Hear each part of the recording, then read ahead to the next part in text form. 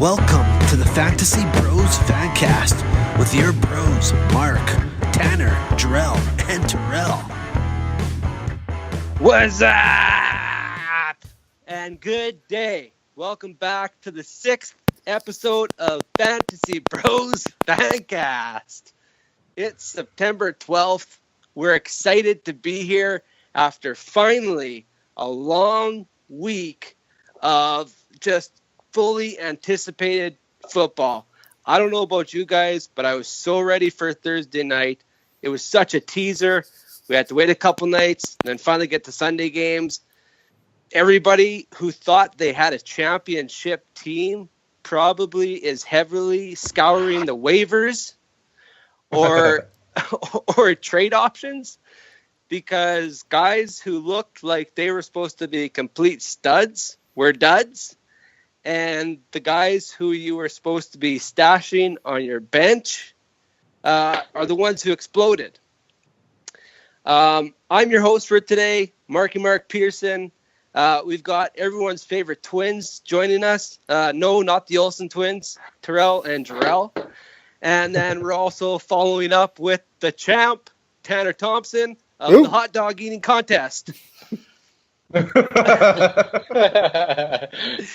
You can follow us, guys, at Bros Fancast on Twitter and Instagram. And you can always find our podcasts on iTunes Podcast and Google Play. And you can also look us up on YouTube. Just search Fantasy Bros Fancast. Today, we are chit-chatting about the ups and downs of this week. We want to start with talking about our pickups of this week. And we're going to let you go over some picks here. We're going to tell you who you should be gushing over and who you should be stifling back on a bit. First up, we're going to talk about a serious injury that happened this week, and that was losing David Johnson in the Sunday game there. David Johnson went down. Initial reports were saying maybe he's not going to miss any time at all, because he did come in the next play. After that, he left. And then reports were from anywhere, from 1 week to the season at some points I was hearing. It's been dialed back now, and it looks like it's going to be in that 8 to 12 week range. Guys, who is going to be leading that backfield, and who are you willing to pick up and blow some money on? Jarrell, do you have anything to comment on this one? Yeah, absolutely. Kerwin Williams is definitely the hot name on the waiver wire right now, but they did pick up CJ2K, or CJOK, I guess his name is now. For me personally, I'm putting money on CJ2K. He 2 years ago, he was a pretty good filler running back for that team. And I think he comes back, even though he was cut just at the beginning of the year there. I think he comes back and puts in a solid effort, and I bet you gets some good carries and quite a few yards there. Kerwin Williams will spell him a little bit, but I think it's CJ2K's job right now. And what about Ellington? Where does he factor into this? Yeah, he's a little bit tricky, too, because he knows that offense quite well, too. Again, a few years ago, he kind of came out of nowhere and put up some big numbers near the end of the season. I think it was in 2014, end of 2014 season. Put up a bunch of big numbers there, and then has kind of been a non-factor the last couple of years. I still think he's probably not that big of a factor in the run game.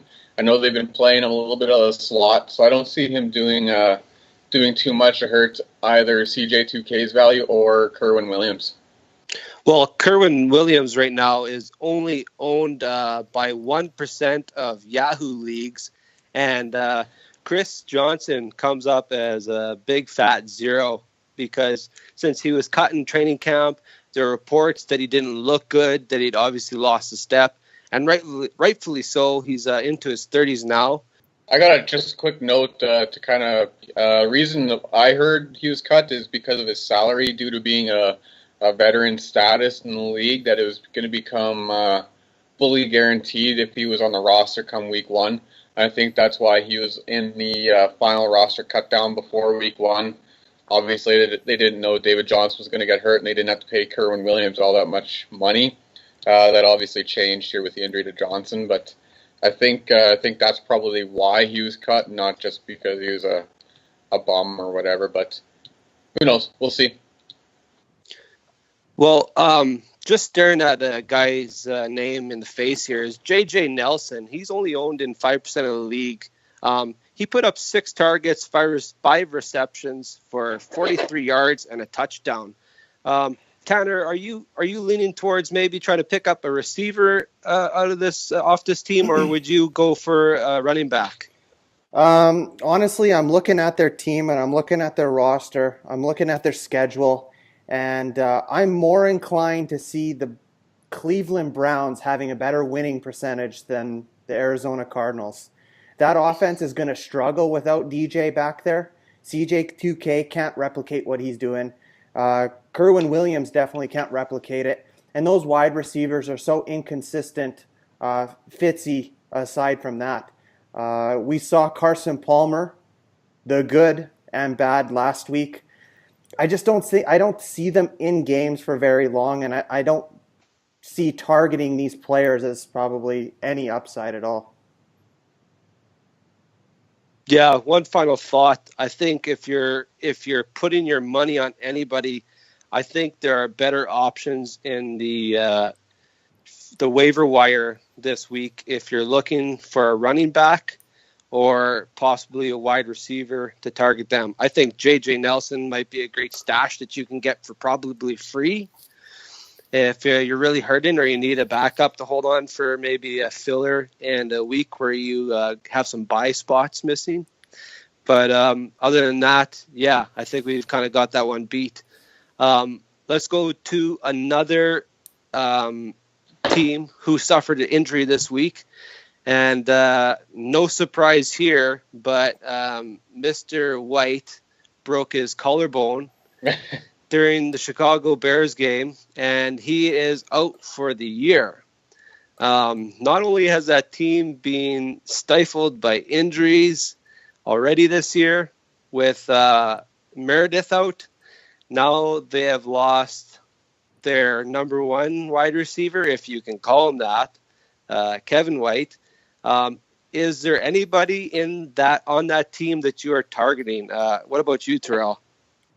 On that team, if I'm going to target someone to replace them, it's tough to say. I don't know. If I was going to go after anyone, it'd be the running back, Tariq Cohen. I know I don't like saying it because Mark's been bragging him up all preseason, but he had almost as good as a game as Kareem Hunt did for a debut in the regular season there, and he's probably the guy I'm going to target in waiver wire if I had the chance to get him. But if I was to put a money value on him, I would probably go about $10 to $15 if he's available in your league. And if he's already taken, a guy that could get a lot of looks too now is Zach Miller, the tight end. He Mike Glennon seemed to target him quite a bit. I peeked into that game a little bit to watch the ending there, and Zach Miller was one of Glennon's favorites. So one of those guys I would probably try to target if I was to pick a guy from that team specifically. The only other guy who sticks out to me is Kendall Wright. And this isn't saying much for this player either because he's had a history of injuries and having a tough time staying on the field, as I know Terrell, our big Tennessee Titan fan, is well aware of. He's coming in relatively cheap. Like Kendall Wright is only owned in 12% of the leagues. And once again, maybe if you're in a deeper league, 12 to 14 players, maybe that's somebody who you might be willing to target as well. Yeah. Somebody who also can be possibly picked up for free. I just want to put a little comment in on Kendall. I've watched him for many years because he was a Tennessee Titan, and he was just a very inconsistent player. doesn't really know the route tree very well. He kind of just fades off into his route. He doesn't really, and when he does catch the ball, if anyone noticed, he catches the ball and he just dives forward. He doesn't even try to run for yards. He's a very awkward looking player when he's out there. Yeah, absolutely agree. He was targeted, I believe, 4 times and only had 3 receptions for 34 yards. Yeah. It's going to be a brutal situation to stay away from, but I personally have been talking up Tariq Cohen to these guys all preseason, and I myself, as I'm telling people right now, that this is the guy who is going to be the Terrell Pryor of this year. And I think this guy is going to go out and he's going to put up big time yardage just along with Jordan Howard. And I would honestly be willing to spend a buttload of cash to get this guy on your team. I think upwards of $20 to $30, depending on how bad you need a running back.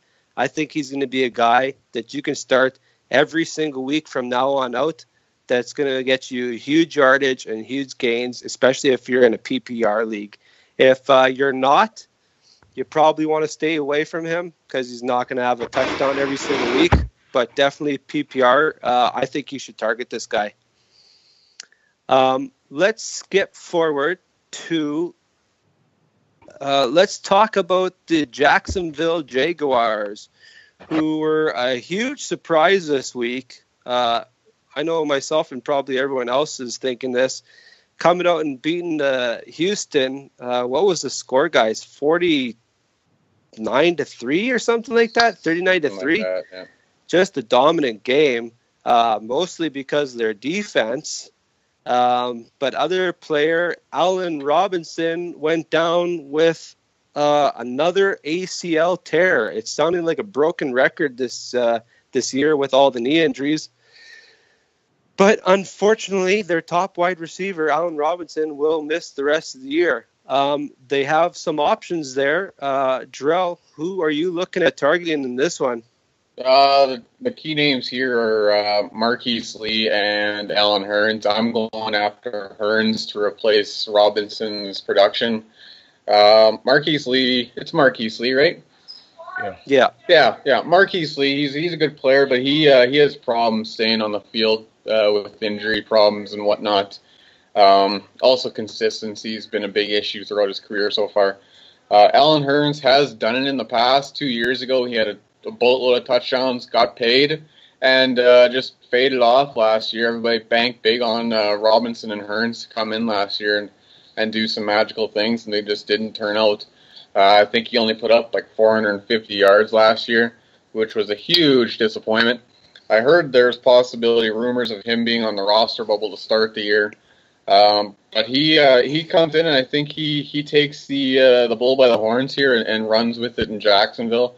I would expect some pretty big numbers coming from him, although you still can't trust that quarterback, Blake Bortles. He's just a pile of shit.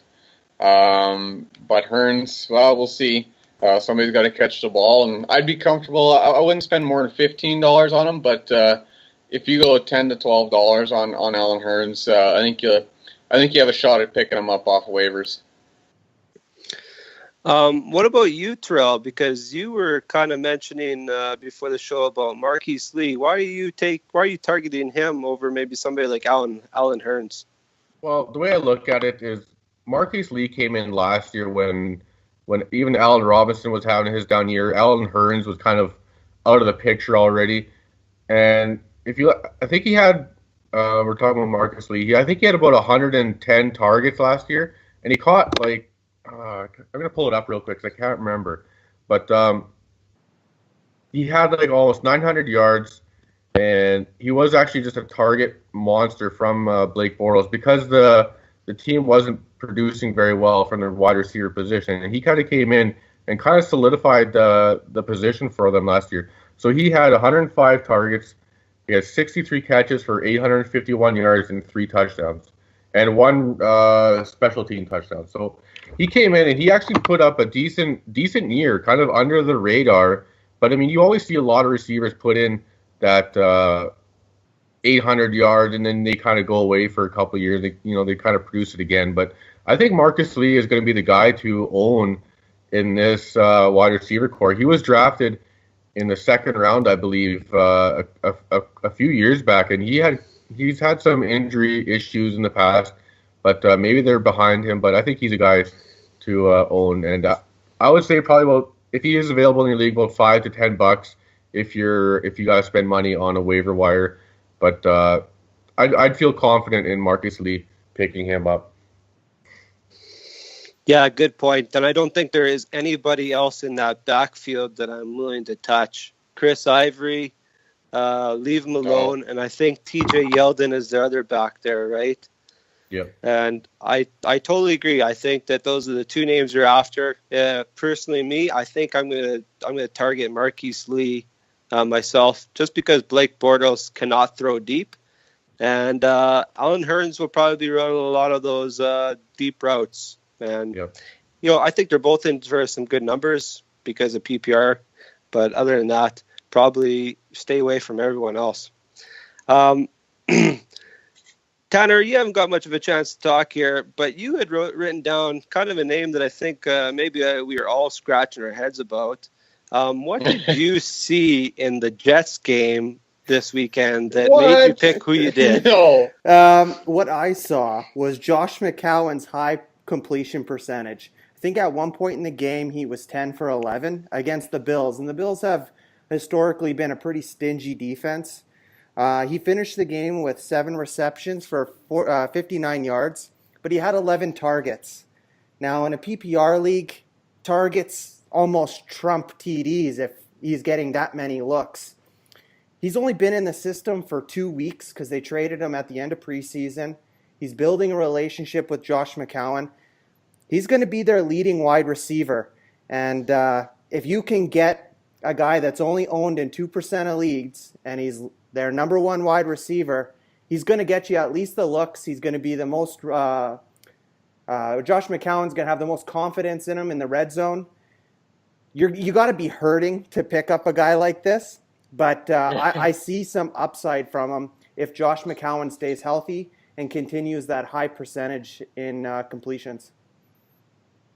Yeah, I couldn't believe it myself. I was playing the Buffalo defense on the weekend, and I really thought by halftime that I would have saw about 3 to 4 sacks and at least an interception at that point. But Tanner was right. I think maybe there was 1 sack, if that, at that point. 0 interceptions, and then Cowan was throwing really well. He did have a very high completion. What about this? Kind of a little off of our topic here, but I've been kind of keeping an eye on the name of Austin Seferian-Jenkins. Do you think, Tanner, that maybe that tight end plays a role in the Jets' backfield in a couple weeks? Is that somebody maybe you could be stashing on your bench right now as well? So I'm not going to push my luck and put 2 Jets on my team. So Curse is one.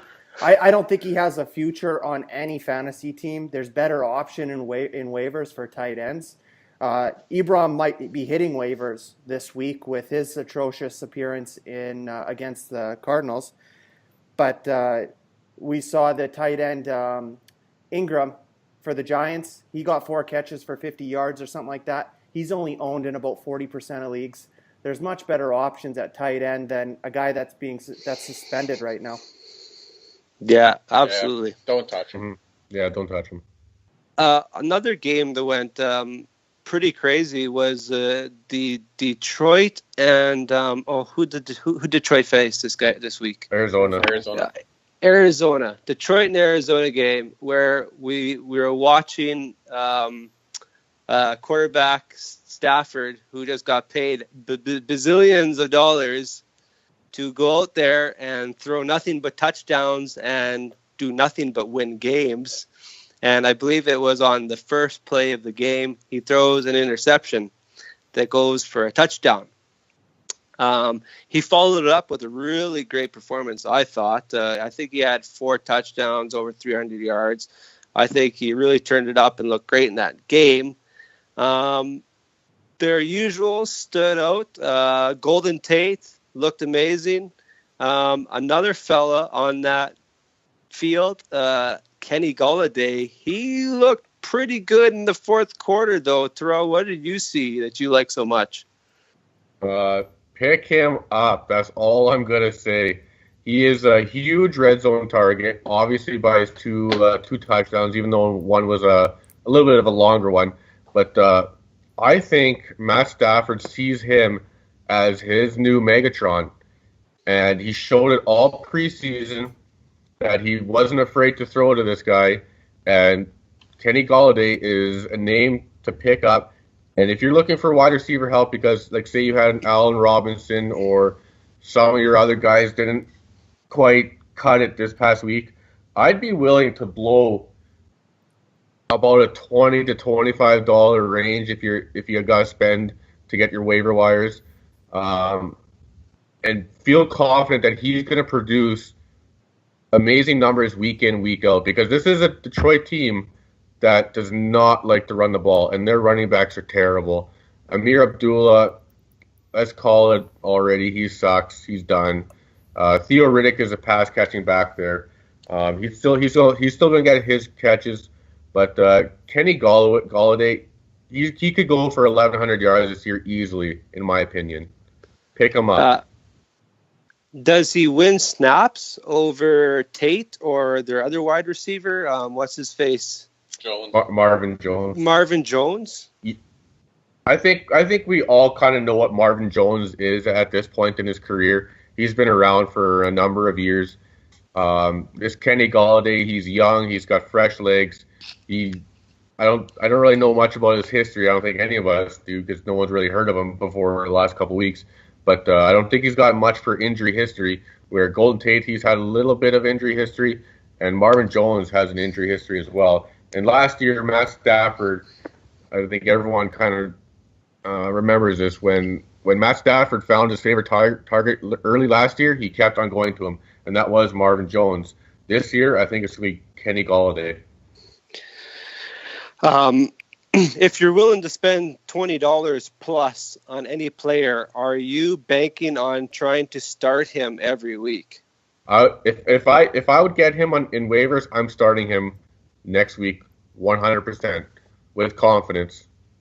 This is a team that probably throws easily 40 times a game, and you don't go out there and you don't pay Matt Stafford $135 million, whatever it was, to hand the ball off to Amir Abdullah. So I honestly think Kenny Golladay is going to be a waiver wire steal. Pick him up. I agree. There is a long list of names that we could go on this forever, talking about all these guys who really creeped up in the league and kind of surprised us all. But is there anybody else maybe thinking outside the box a little bit? While everybody's trying to pick up Kenny Golladay, Tariq Cohen, getting their Kern Williams, trying to snag some of these late round running backs for free. Tanner, who maybe are you trying to think outside the box a little bit and grab somebody who maybe you can get for free or next to nothing? I am one guy that I know is owned in only 6% of leagues. He's not going to be free because people that have Terrence West are going to want to bid on him. But I think Buck Allen, he picked up 33 of 66 plays over the weekend. Now, in that game, Baltimore really outplayed Cincinnati. So a lot of those snaps were when Baltimore was well ahead of Cincinnati late in the game. But the numbers don't lie. Allen outplayed West. So that's got to be concerning to people that are invested in West.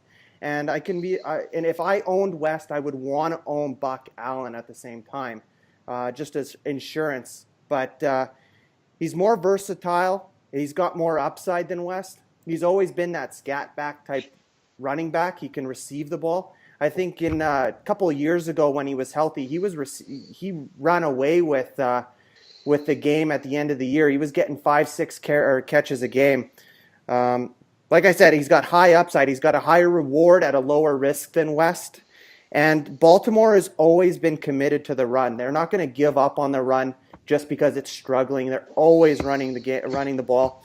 And I think that's because the play action fake works so well for Joe Flacco, and he's got speedy wide receivers on the outside. So they're going to run the ball a lot, and they're going to use that play action fake to beat guys down the field. I don't think he's going to come at a huge cost because that game, it's Baltimore-Cincinnati. Who fucking watches those games? Nobody. So he might be a sneaky one. The other name I have on here, if you lost last week, and I saw a couple teams on Twitter, a team in our league, they picked up the Rams this week. They took advantage of 41 fantasy points. Go out and try to pick up Oakland this week. They play the Jets. If you need a win, like Oakland could easily get 40 points this week. They will steal you a game if they get 40 points. So they're going to cost you money, but what's $15 if it gets you a win, right? Yeah, absolutely. Are they up against the Bills by any chance this week? They're up against the Jets. So the Jets, that's right. Yeah, okay. Yeah, that's good to mention too. I mean, I think if you're okay at all these positions, I mean, just remember that this is a long season, and if you're okay at that wide receiver position, or you're okay at running back, or whatever your situation might be, don't feel like you need to go out and you got to have that fifth wide receiver on your team like Kenny Galladay, so you can try to trade away Antonio Brown for a number one running back. Be patient, people, and really just kind of play conservative this first week as well. Don't feel like you need to go out and get the best things. I think that Tanner makes a great point at the end of grabbing the Oakland defense. If you play it like us, and we play off of we have a budget of $100 every season. Even though we still work off a priority waiver, it mainly has to do with your budget. I think that if you put something like the Oakland defense in your number one priority and maybe put $5-6 on them, I think you could probably snag them. And if you're looking at 30 to 40 points in your lineup next week, I don't think that anybody on that list honestly has a chance to get you 30 to 40 points on your team.